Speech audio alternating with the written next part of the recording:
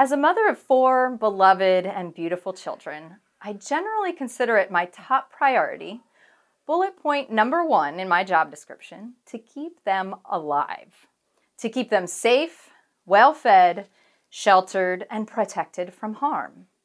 When they were babies, I cradled and nursed them and stayed up many nights to comfort them when their tummies were troubled or they were cold, hungry, wet, or soiled.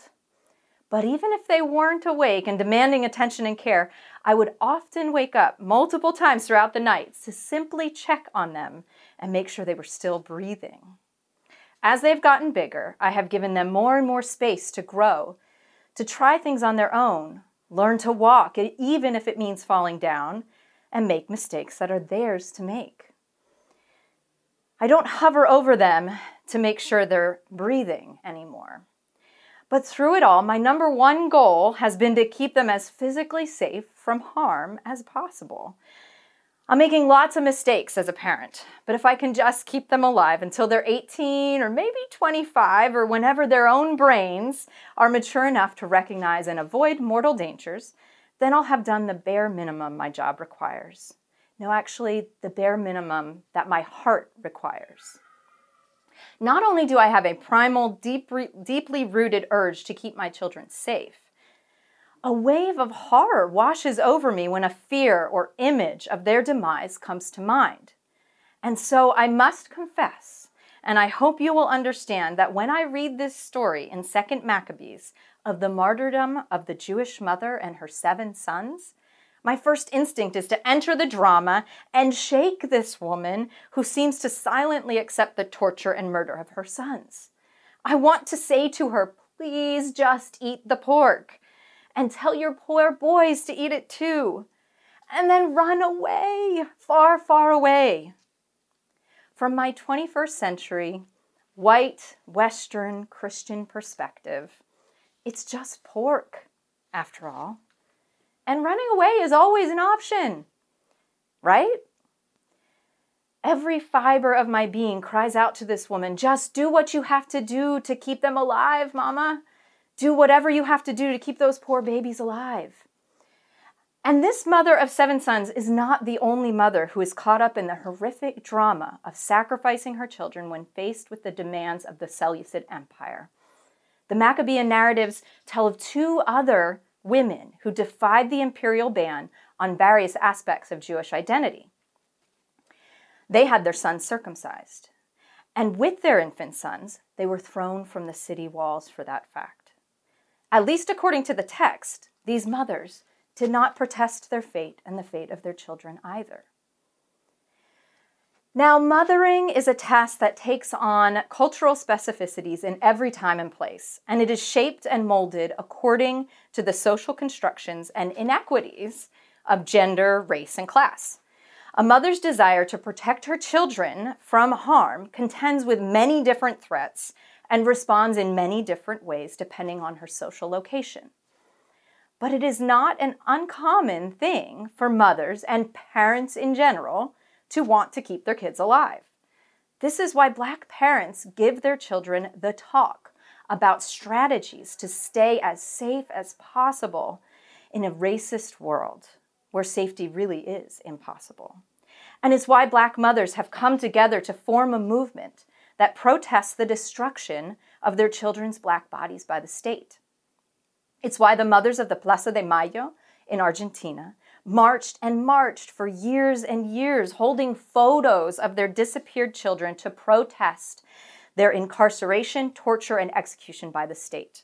It's why Liberian women peacemakers used their cultural status as mothers strategically and symbolically to demand peace in their country after 13 years of brutal civil war. The list of these examples could go on and on. What's so remarkable to me here is that the mother of the 7 sons in Maccabees does the opposite of protesting violence and protecting her sons from the murderous workings of empire. What's going on here? Unfortunately, the lectionary text for today doesn't give us a clue. In fact, the lectionary text doesn't give us any insight into the mother's actions, words, character, motivations, or rationale in this narrative of martyrdom. But the rest of the text of 2nd Maccabees does. Reading further on in chapter 7 reveals that she actually urges her children on to accept gruesome and painful tortures and violent death rather than acting on her deeper desire to see them alive and unharmed.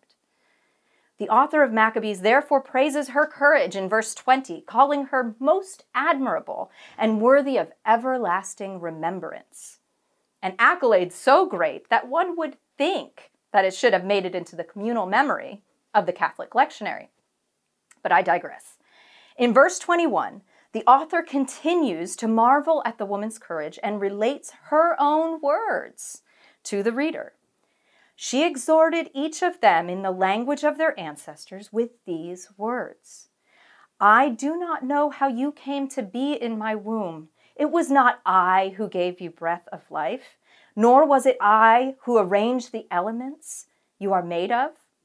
Therefore, since it is the creator of the universe who shaped the beginning of humankind and brought about the origin of everything, he in his mercy will give you back both breath and life, because you now disregard yourselves for the sake of his law. And in verses 27 to 29, the author relates the mother's words once again. She leaned over close to him, the youngest son, and in derision of the cruel tyrant said in their native language, Son, have pity on me, who carried you in my womb for 9 months, nursed you for 3 years, brought you up, educated you, and supported you to your present age. I beg you, child, to look at the heavens and the earth and see all that is in them. Then you will know that God did not make them out of existing things. In the same way, humankind came into existence. Do not be afraid of this executioner, but be worthy of your brothers and accept death, so that in the time of mercy I may receive you again with your brothers. If we are allowed to witness the actions and hear these words of the mother herself, we can glean a sense of why she would not only stand by as her sons were tortured and murdered, but would encourage them to flaunt the demands of the king and accept their fate as martyrs. The theological depth and wisdom of the mother's words points to something far more important and enduring than keeping her kids alive. In fact, it appears that her exhortations to martyrdom are themselves an everlasting means of protesting and resisting the cruel tyranny of the king and the larger empire that held the Jewish people under its rule.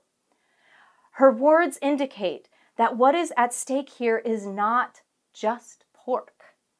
It is the faithfulness of her people, her sons, to their identity as creatures of Yahweh, who called them into being, chose them for dignity and righteousness, and established the law as a sign of their covenant with their divine origin and destiny. The law, which in this case forbids the consumption of pork, is not a list of petty rules and regulations to be followed with blind obedience, nor is it simply a sign of the distinctiveness of the Jewish people as the chosen ones of God. The law here is also a divinely empowered mode of everlasting resistance to empire, an eternal mode of affirming Jewish dignity and pride in identity, despite the experience of oppression and humiliation under the king. You see, under the Seleucid Empire, the imperial colonizing forces attempted to do what imperial colonizing forces always do. They attempted to wipe out the culture, worldview, and mode of being of the colonized. According to the author of Maccabees, the Jewish priestly class and their powerful associates went along with this evil operation in order to grasp at whatever power and privilege that they could under this foreign rule. It was the pious, common, and more vulnerable Jewish persons on the margins of society. Women, children, an elderly sage named Eleazar. It is they who resisted, who kept the faith, honored the covenant with Yahweh, and thus maintained the identity of their ancestors. Note that the mother speaks to her youngest son and urges him on towards martyrdom, not in Greek, but in their native language, the language of their ancestors. For this is the language of the law, and thus of the covenant. And it is the covenant that is everlasting. The mother of the narrative professes faith in the faithful creator God of her ancestors, a God whose creative power would surely endure and overcome the destructive forces of empire. This text is therefore prevailed upon as one of the earliest sources of Jewish belief in the resurrection.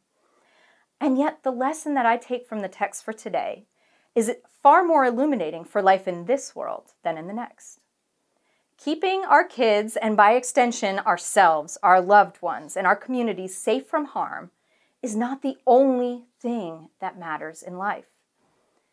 When all that matters is staying alive, we end up going down the path of the Hellenizers and selling out to the evil, unjust, and violent demands of empire, the demands of whiteness, of nationalism, wealth, power, prosperity, competition, and security.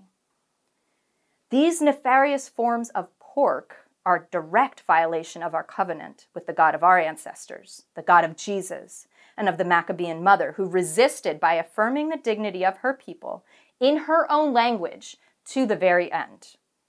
We debase our God-given dignity by giving into the demands of empire. And we are therefore faced with the task of ejecting and rejecting that pork, of undoing all that which binds us to the ways and means of empire and severs us from covenant with the divine, with creation, and with our fellow human beings. By way of conclusion, I'd like to invite you to consider how you, your own people, have refused and or eaten the pork. How have you resisted and or given into the demands of empire in your own stories? What would it mean to reject the pork and accept the consequences in your own time and place, in our own time and place?